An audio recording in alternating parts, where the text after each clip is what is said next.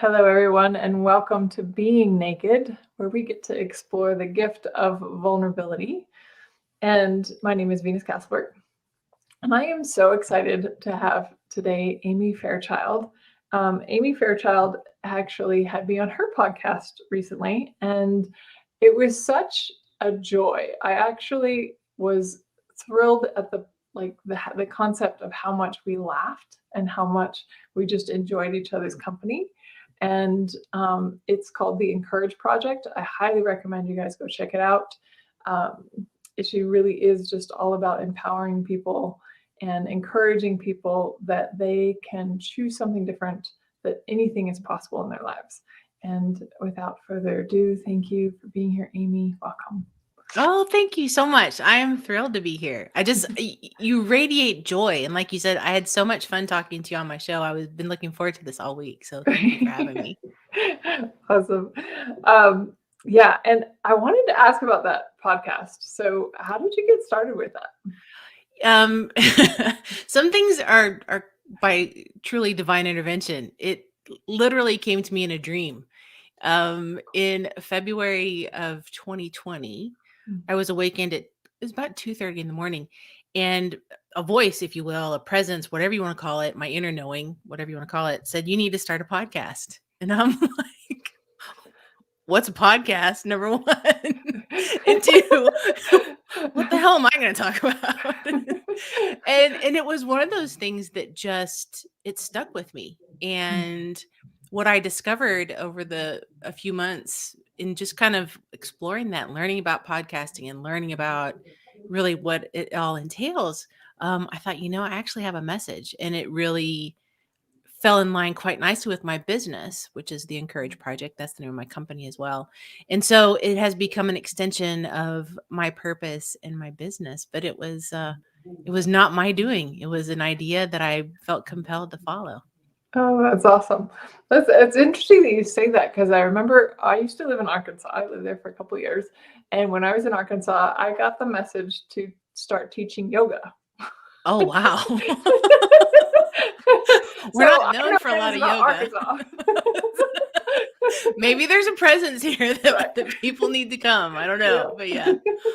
Wow. So, and Isn't I that taught fascinating? yoga for a long time. Yep. I Wow. don't do it anymore, but yeah, it was really. I thought that was cool.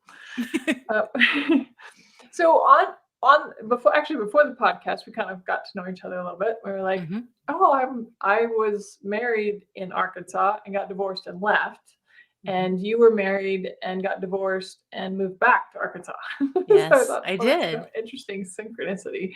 Um, Yes.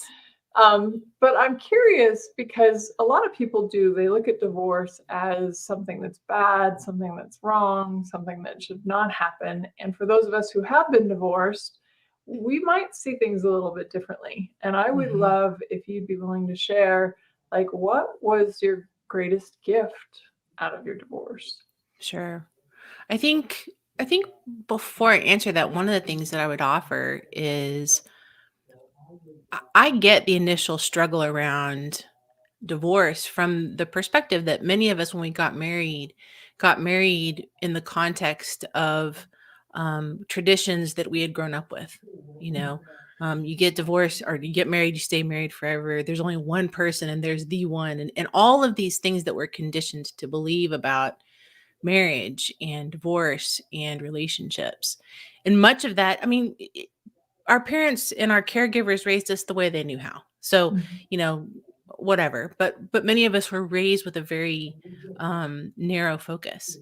And for me, I was raised the same way. I struggled with, oh my gosh, I've made this commitment to this person. How do I break that commitment? What does it make me look like? Am I a horrible person for not standing by my word, and all these things? And for me, what I discovered the gift was in being true to myself and also allowing him to grow and fulfill what he is meant to do in this lifetime on this earth. And it is without me. And that was to me the greatest gift, being true to myself and really releasing myself from that person so that he could be true to himself ultimately and go on. I think that was probably the biggest thing. Yeah. That's beautiful. And what would you say, like, what would you say was kind of where you realized, hey, I think I need to get a divorce? Like what was that Yeah. awareness for you? For me, it was well, it was a lot of things, but if I narrowed it down to a theme, it would be unmet expectations, and to be fair, expectations that I had difficulty explaining and setting. So, Mm, I married into I had two stepchildren that were teenagers when I married their father. And I was so excited. I was like, oh my gosh, now I'm going to have a family because I don't have any children of my own. And I was excited about that. And I was like, oh my gosh, this is going to be great. And they're going to like my family, and my family's going to like them. And we're going to grow, and it's going to do all these things. And I didn't know to have a conversation about, where do I fall in your priorities? You have two children, you have a mother of those children. Where do I fall in those priorities? I didn't know to ask that question and have that conversation. mm, Things like, what do we do if your kid does something really out of line? Do I have any authority in disciplining your kids? Those kinds of conversations that I didn't know to have, mm, I would have had. And it was as I discovered that those expectations that I had weren't being met, and to be fair, I didn't have any other tools at the time, I became very resentful and very frustrated.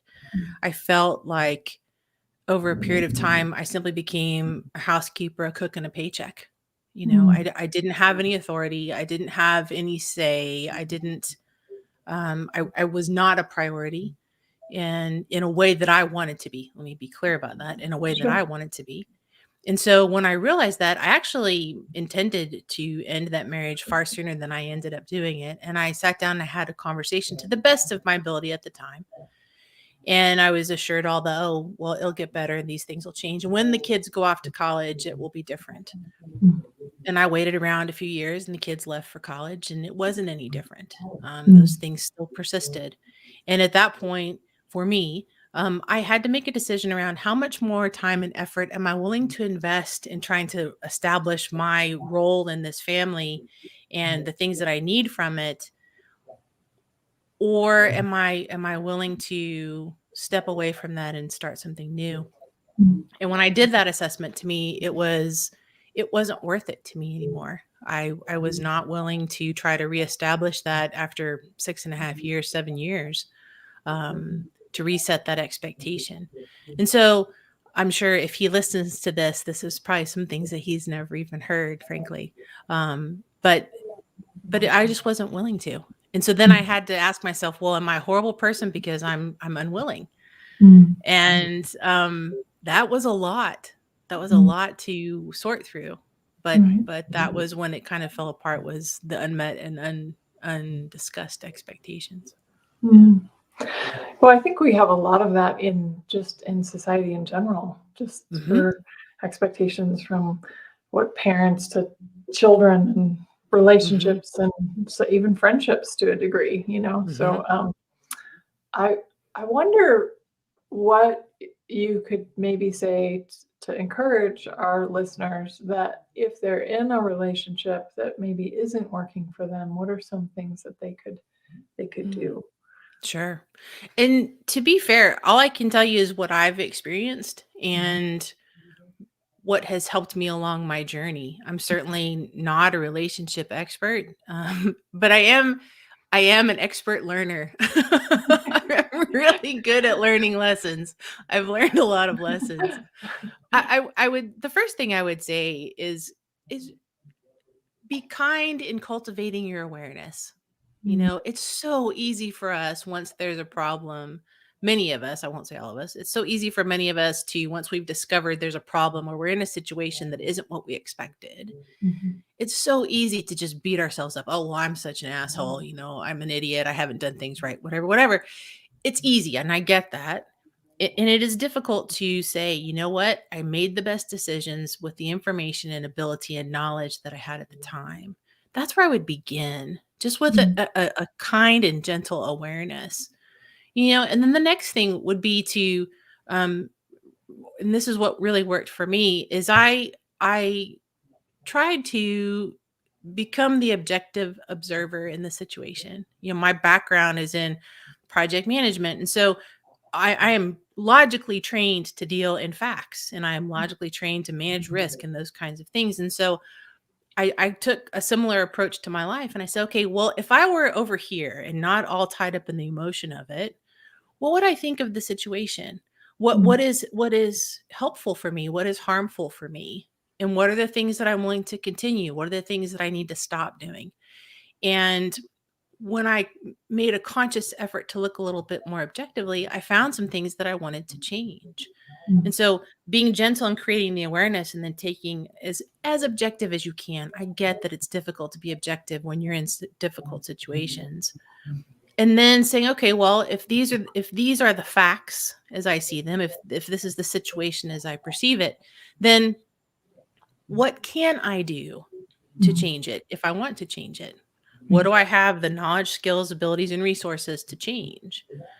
And then I mapped out from that, well, these are the things that I can change. These are the things that I cannot or am unwilling to change. And here's what I'm going to do next. And I kind of chipped away at it. And then, you know, it becomes a tipping point. You make enough progress toward what it is you want. You ultimately have to jump. I mean, ultimately, I had to have a conversation on a Saturday morning as we're sitting there drinking coffee that said, I'm leaving.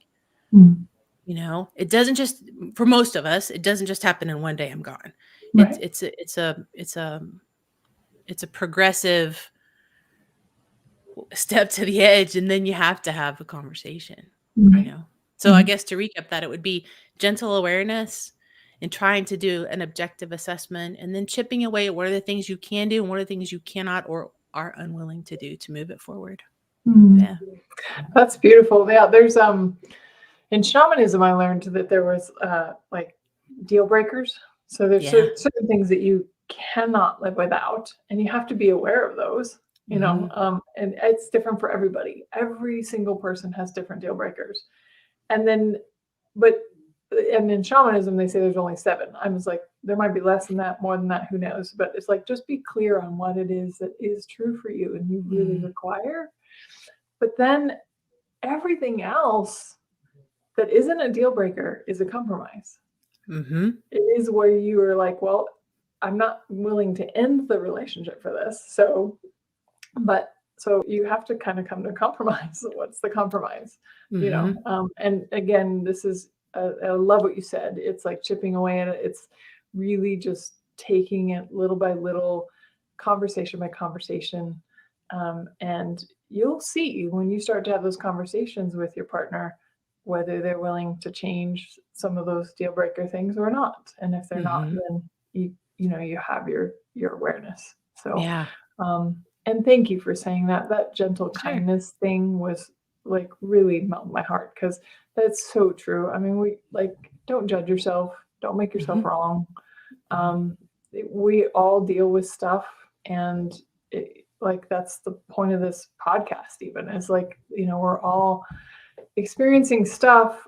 We don't have to bleed on everybody about it, but we can all go through it and realize we're not in this world alone.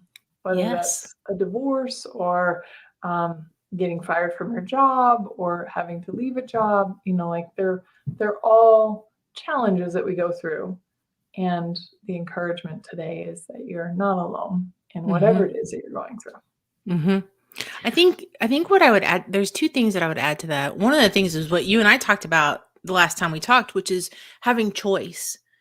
You always have a choice. It doesn't feel like it sometimes, and I get that. It feels like there are no choices. I get that. But choosing to believe that there are no choices is in fact a choice. Choosing to stay paralyzed, choosing to stay immobile is a choice. And I hate to break it to you, but it is. And it is. And I get that it can feel like the only one at the time, but it is a choice. Yeah. And I think the other thing that I would say is, and you kind of, you mentioned this about you don't have to bleed all over everyone. I think there's a part of that says you also don't have to share what you're going through with anyone. Because every time you share something, you are inviting, whether you consciously do it or not, you are inviting a person's opinion. And there comes a time when you're making big decisions in your life, whether it's a divorce or a marriage or a move or whatever the hell it is, the more input you seek, the more chaotic it becomes to make the decision. And Sure. so choose wisely those people with whom you share what you're going through, and be very clear, going back to setting expectations, be very clear what you expect them to give you in return. Say up front, hey, I'm going through some really tough shit right now, and all I want to do is vent. Don't say a word. Right. Stop talking and let me vent. Or, hey, I really value your input. Let me share with you what's happening, and I'd love to hear what you think. And I think, we share with a lot of people because there's a part of us that wants the comfort and the sympathy and the loving, and that's okay. But just choose that so wisely, because everyone has a perspective and they're all going to be different. And unless you're willing to truly entertain each person's opinion, don't ask for it. Just don't. All right. That is Don't. really good advice. Yes. Yeah. Be very selective in who you talk to about. Yeah, and I guess what I want to also emphasize here for the being naked is that we actually share things that we have gone through. Mhm. We are not necessarily sharing the things that we are going through, Yeah. because it is that you have so much more awareness and so much more acknowledgement of what you got out of your lesson, out of your challenges when they're over. Oh, yeah. Oh, yeah. So, and that Yeah. keeps us from the bleeding piece, right? That Yes, we're not yes, yes. crying on everybody, but we're just like, okay, I'm going to go through this. I'm going to get to the other side, and then I'm going to share what tools and awarenesses and gifts I got out of it. So, Mhm. um, Absolutely.